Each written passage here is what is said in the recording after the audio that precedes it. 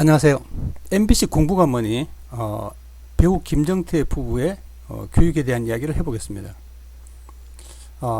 지난 금요일 날 방송이 있었는데 굉장히 흥미로운 방송이었습니다.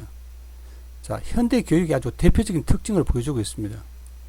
어린애들이 유튜브를 가지고 외국어를 하고 있습니다. 영어, 중국어, 스페인어, 러시아 이런 기본적인 외국어를 하는 것 같았습니다.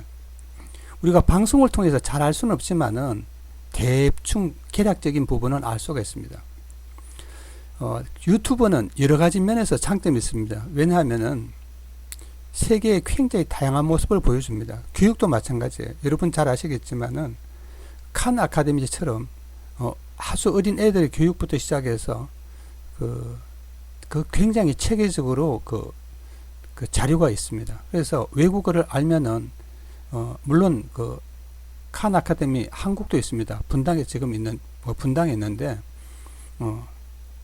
칸 아카데미 한국 칸 아카데미 말고 그냥 칸 아카데미에서 영어로 강의를 들어도 아주 좋습니다. 우리나라처럼 그렇게 암기식으로 공부를 하지 않습니다. 그래서 과학도 있고 굉장히 다양하게 영역을 넓혀서 지금 강의를 하고 있습니다. 제가 이제 여러 가지 보니까 어떤 사람들은 학습 형태가 수동적으로 학습 효과가 낮다고 말하지만 그 자체를 가지고 알 수 없습니다. 유튜브 보는 것을 가지고 수동적으로 할 수는 없죠. 그다음 또 하나는 뭐냐면 디지털과 아날로그의 개념이에요. 여러분 화면으로 보면 디지털이고 책으로 보면 아날로그고 종이 학습이고 그렇지 않습니다. 저도 뭐냐면은 길거리를 걸어가다가 일을 했을 때 오디오북을 굉장히 많이 듣습니다. 남들은 음악을 듣는다고 생각하지만 저는 주로 이제 거리를 다닐 때 오디오북을 많이 듣습니다. 그래서 심지어 가벼운 그 책에서부터 꽤 전문적인 철학책까지도 저는 오디오북을 듣습니다. 물론 이제 처음에는 어렵지만 어려울 수 있습니다. 수준이 좀 이렇게 낮거나 나이가 어린 친구들이 그렇게 어려운 책을 오디오북으로 이해하기는 어렵죠. 그렇지만 귀로 듣다 보면은 나중에 거의 문자를 읽는 것과 비슷한 수준으로 독해가 가능합니다. 여러분 그런 측면에서 보면 듣기 능력이 굉장히 뛰어나지는 거죠. 우리는 듣기 능력이 굉장히 약하고 보는 능력이 뛰어납니다. 왜냐하면 시험 중심으로 공부를 하다 보니까 그런 경우도 있습니다. 그래서 이제 전반적으로 했을 때 학습 형태가 수동적이라는 부분은 크게 고민할 필요는 없습니다. 아직 나이가 어리잖아요. 큰애가 9살이고 둘째가 제가 기억하기엔 7살로 기억되는데 이제 9살이면은 사고 자체가 약간 추상적이 되기 시작합니다. 그 다음에 이제 동생이 시연이는 이동 중에 구구단 배우는데 그게 그 때 되면 제대로 알아지고 그렇게 대단한 건 아니죠 사실은. 문제는 이런 거죠. 어느 한 이제 이제 아빠가 이제 교육하는 게 이제 아마 TV에 노출되어서 그랬을 가능성이 많은데 영어로 이게 뭐냐 단어 공부 이런 건 그런 건 그렇게 할 수밖에 없어요. 예, 그렇게 이제 단어를 외우는 거죠. 근데 이제 더 추상적인 어떤 질문이라든지 이런 건 할 수 있어요. 물론 그 교육 전문가들 그런 이야기는 했습니다.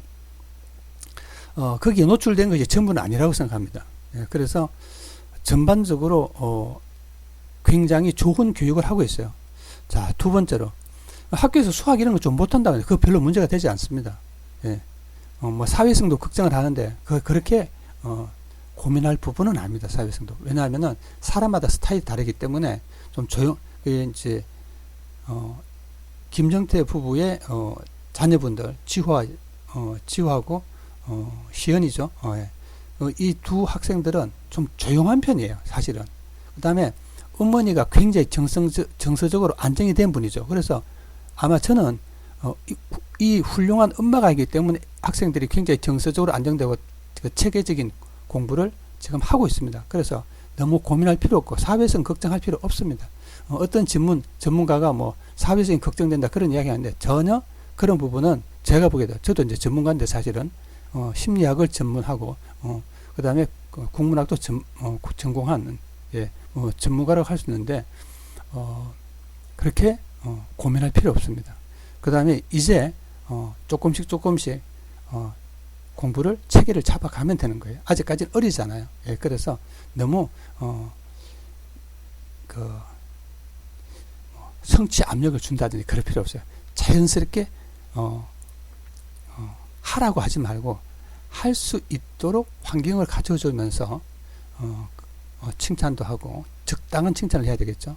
그렇게 하면은 아무런 문제가 없다고 생각합니다. 근데 이제 제가 이제 한 가지 지적할 것은 뭐냐면 애들이 놀이가 별로 없어요. 놀이가. 그러니까 이제 보통 옷에서부터 시작해서 여러분 이제 척두역과 척두역과 이제 후두역, 그다음에 이제 조금 더 지나면은 특히 이제 애들이 이런 부분이 굉장히 이제 발달하는데 이제 이 시기에 이제 중요한 게 이거예요. 언어와 관련된 공부, 그렇죠? 그다음에 이제 수학 중에서 대수가 아니에요. 기하와 관련된 공부가 중요합니다. 그래서 여러분 뭐 레고 같이 그런 데는 공간적 개념을 가지고 애들이 노는 게 아주 중요하거든요. 그런 공부가 좀 부족한 것 같습니다. 그런 게 부족하면 뭐냐 하면은 공간과 관련된 시각적 개념 자체가 약해서 나중에 약간 좀 불편할 수 있죠. 예. 그러니까 우리가 눈으로 보통 보는 것은 공간적 개념이 굉장히 중요하거든요. 예. 그러니까 대수보다는 공간적 개념이 굉장히 중요합니다. 자, 이제 본격적으로 이제 두 학생이 좀 추상적인 사고를 하는 시기가 이제 거의 와갑니다.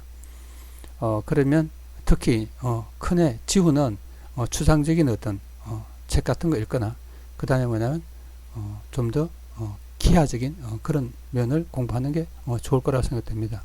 마지막으로 한 번 더 말씀드리면은 남의 어떤 그런 심리검사, 특히 심리검사와 관련된 의휘력 같은 것은 또래보다 부족하다고 해서 아무런 문제가 안 돼요. 그런 것은 한두 달이면 극복이 되고 중요한 것은 사고력입니다. 모국어 실력이 중요하지 않아요. 사고력이 중요합니다. 사고력이 중요한 것이 단어 몇 개 더 알고 모르고 이런 거 중요하지 않아요. 제가 보기에는 큰 문제가 없습니다.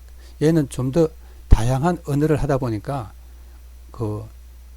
한국의 어휘력이 부족할 수 있습니다. 그 다음에 요사이 같은 시대에는 어휘에 대한 이해력이 중요하지 어휘력 자체가 중요하진 않아요. 그래서 그런데 별로 신경 쓰지 않아도 될 거라고 생각합니다. 감사합니다.